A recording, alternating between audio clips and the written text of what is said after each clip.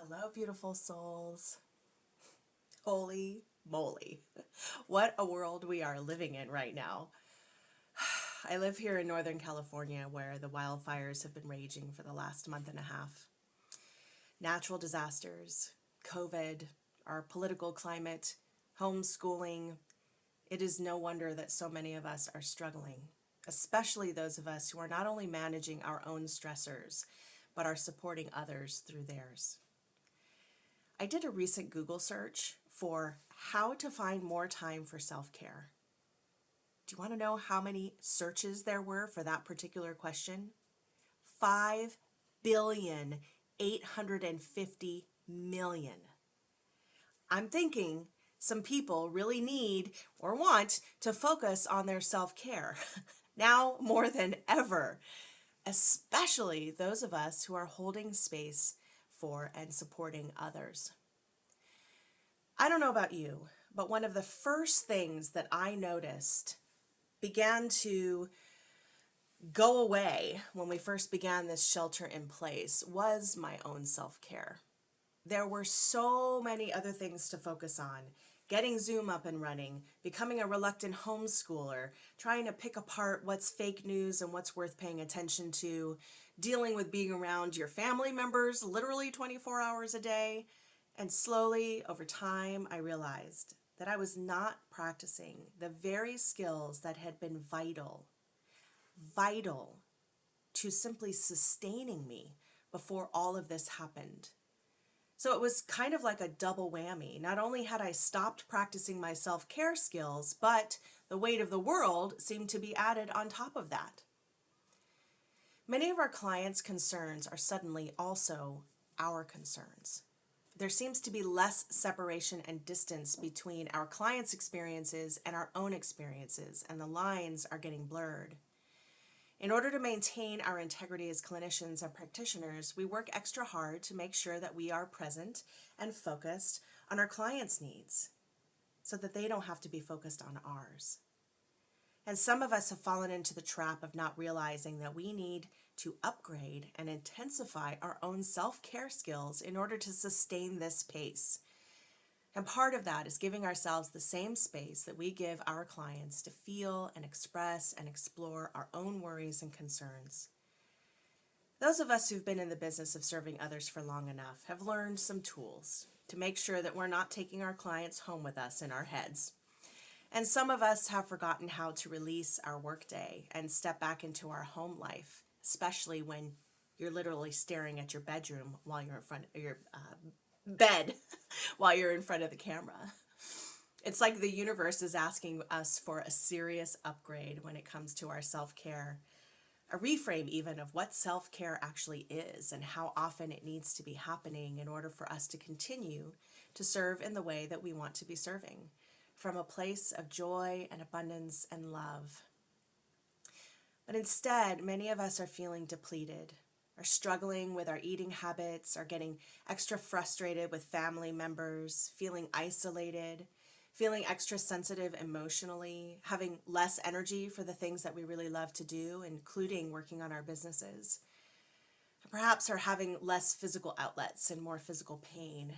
And for some of us, the biggest one is the lack of social outlets and physical touch. I miss hugging my friends. You've all heard the metaphor of the oxygen mask. When it drops down from the overhead compartment, who are you supposed to put it on first?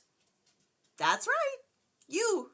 Yeah, I can hear the eye rolls happening from here. But it's true. That metaphor is overused for a reason.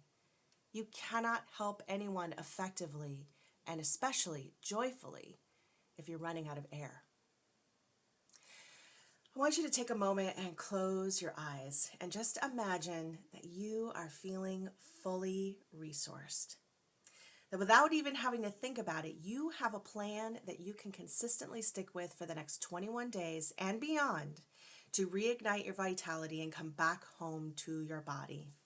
That you can know without a doubt that you have in place what is necessary to fill yourself up so fully that you can give from a place of abundance and overflow, recharged and rejuvenated.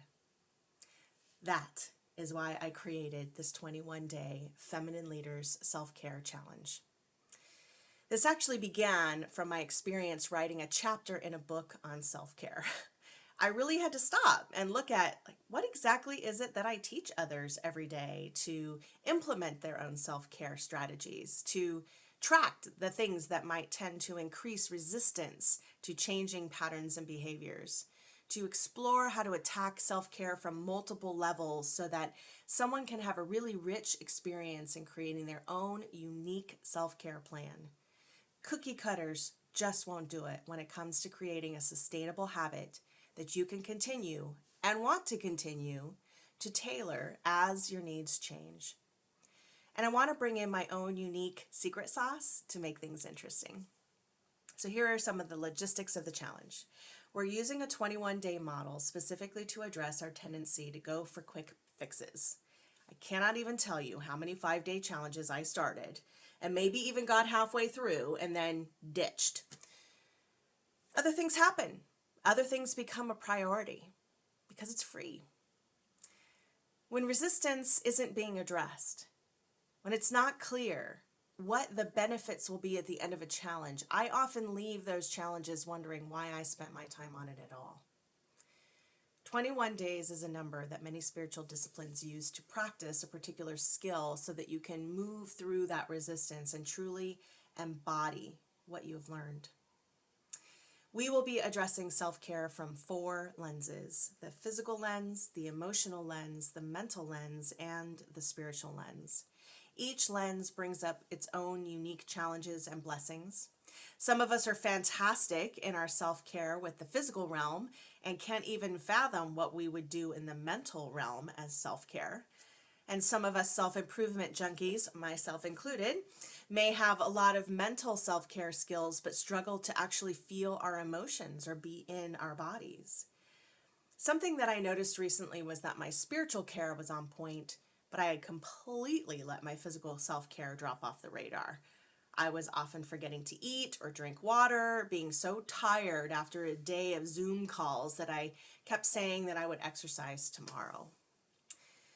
We will explore what each of these realms mean and how we can create some daily practices to touch into each of them and focus a little bit more on the ones that have been depleted or that we've never really considered adding to our self-care practices. I've been a therapist for 15 years. The bulk of my work has been around trauma, disordered eating, and other compulsive behaviors, as well as identity. And what I see over and over again are struggles in these same 4 realms. My clients are often highly sensitive, highly intelligent, passionate, can get overwhelmed by their emotions, tend to be fiercely independent, and yet highly empathetic, and struggle to focus on their own self-care, which includes their physical self-care, their ability to identify, process, feel, and express emotions, their ability to recognize thinking that takes them down or keeps them stuck versus the thinking that lifts them up and creates possibility, and connection to community and or something greater than themselves, a purpose or a mission. When I transitioned into coaching, I noticed that many entrepreneurs and service providers struggled with similar challenges. Even those who had had a lifetime of doing healing work on themselves and others would have periods where they forgot the tools and resources that they had available to them, where they stopped treating themselves and talking to themselves the way that they would their clients, and would not notice those subtle cues that might indicate that they are slipping in their own self-care. They experienced a loss of vitality and energy, disconnection from their bodies, overeating, forgetting to exercise, or feeling dissatisfied when they did, disillusionment and isolation, and forgetting their connection to Source, God, the universe, the Great Spirit, universal intelligence, whatever it is for you. Believe me, I've been there, done that, got the t-shirt. In fact, I had a significant panic attack on the last day of vacation with my husband recently. Despite all of my knowledge, despite all of my tools, despite all of the resources available to me, I had let my self-care slide. And my body reminded me just how far down that slide I had gone. When I began to panic, feeling my throat start to tighten, feeling like there was an elephant sitting on my chest, making it hard to breathe, convinced I was going into anaphylactic shock because we'd eaten some shellfish, despite the fact that I've eaten shellfish plenty of times before. Luckily, my husband was there to help talk me off the ledge, and I was able to re-access my tools, but that moment made me realize how far off of my self-care game I had really been. It was embarrassing, and yet it was exactly the catalyst that I needed to remind myself and my clients that I teach what I seek to master. As a trauma thriver, or as others might say, a trauma survivor, I have spent a lifetime building the tools and strategies to bring myself back into the present moment. And my superpower is helping others do the same.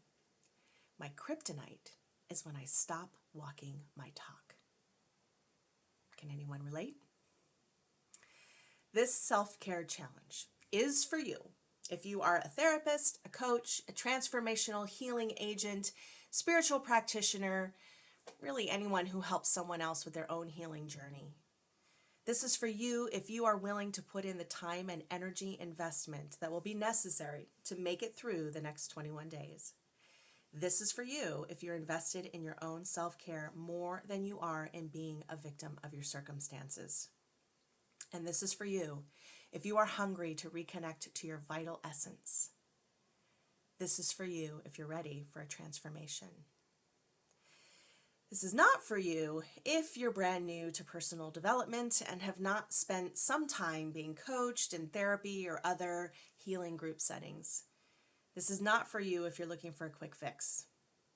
This is not for you if you give up at the first sniff of resistance or challenge to your current way of thinking or behaving.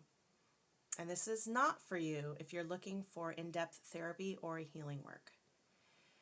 For the amount of time that I will be spending with you, either on Facebook Lives, on question and answer calls or connection calls, spontaneous sessions, and just tracking progress in the Facebook group, I would be charging around $3,500. My clients generally see me once a week for an hour to an hour and a half, and you will be seeing me every day for 21 days for a minimum of an hour and a half.